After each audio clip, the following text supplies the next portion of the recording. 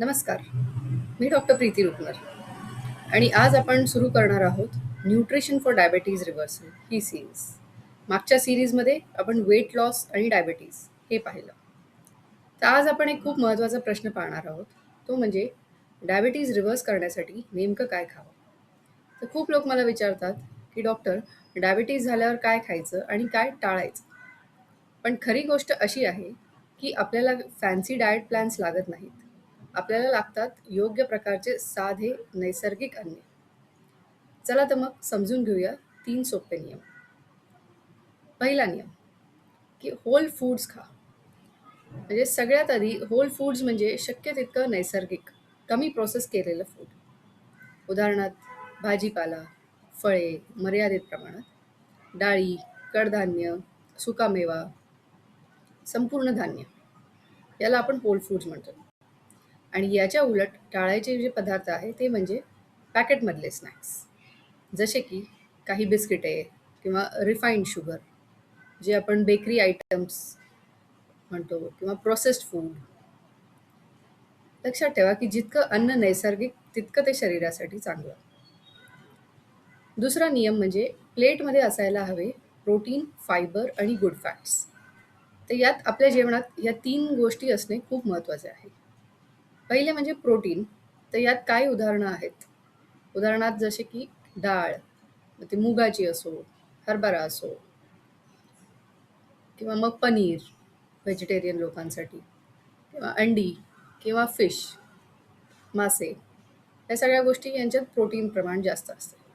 तर प्रोटीनमुळे काय होतं की भूक कमी लागते आणि शुगर स्पाइक्स पण कमी होतात. आता फायबर जर आपण बघितलं तर यात उदाहरणार्थ म्हणजे भाज्या, आपल्या पालेभाज्या सगळ्याच, सलाड जे आपण खातो, काकडी, गाजर, बीट, कडधान्य आणि होल ग्रेन्स.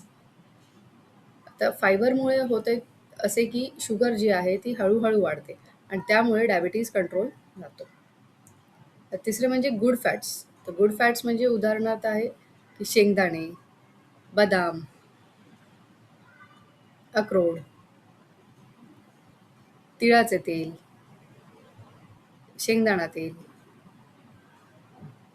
आणि काही मर्यादित प्रमाणात तूप.